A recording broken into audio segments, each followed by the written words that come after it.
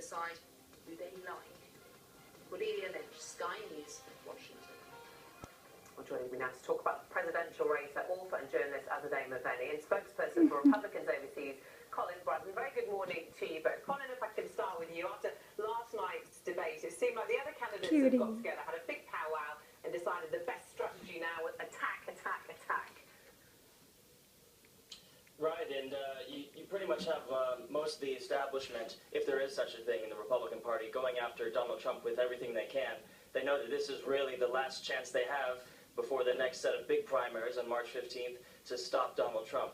If they can't do it now, then it looks like Donald Trump has a real clear path to the nomination.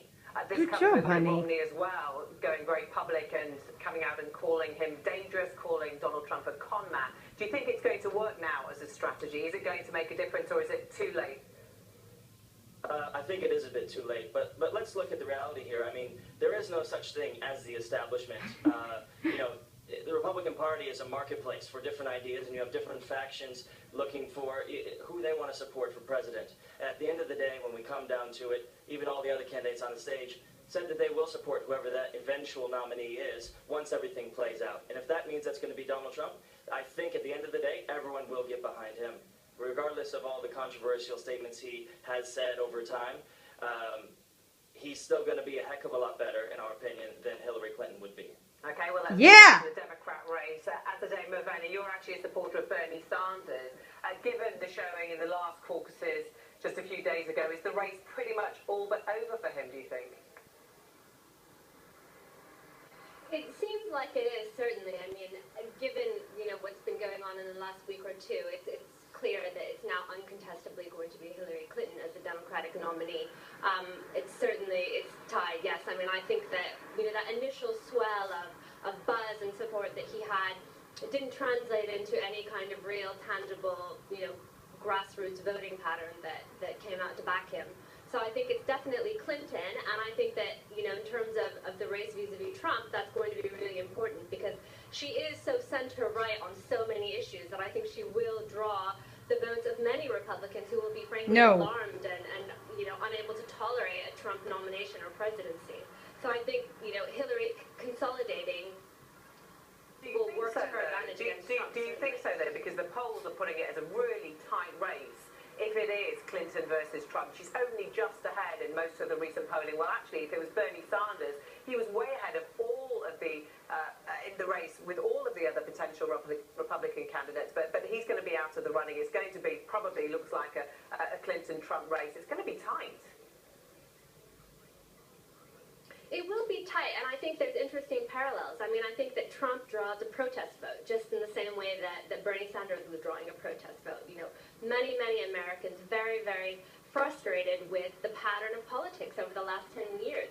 Foreign interventions, wars, and economic policy that disenfranchises the middle class. So, I mean, it's a protest vote across both parties. But I think what we're seeing now is the Republican Party, slowly and very late, confronting the challenge of what Donald Trump represents. Colin Brunton, do you actually want Donald Trump to be president?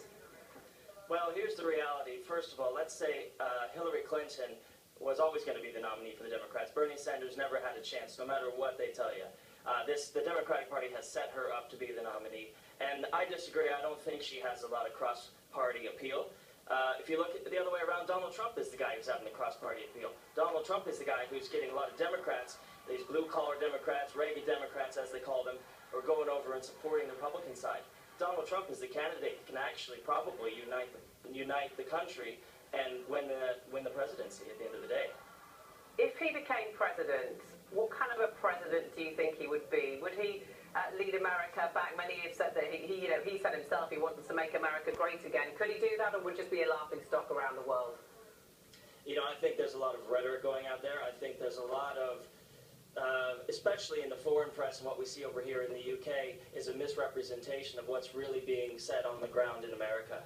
Donald Trump is even, himself backtracked a little bit on some of his immigration rhetoric that he's had. I don't think he'll actually be that out of line when he actually comes to power.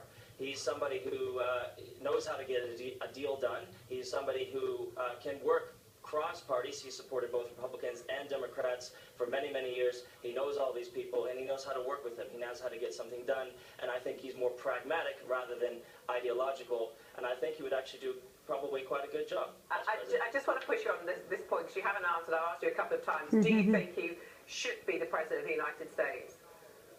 Well, as a member of Republicans overseas, we are affiliated with the Republican Party, and we have a policy of not supporting any particular candidate. We'll support whoever the nominee will be, including Donald Trump. Okay, Colin Brown, Yeah. today, Mafani. Good to talk to you both this morning. Thank you. Thank you. Still to come on Sky. Good job.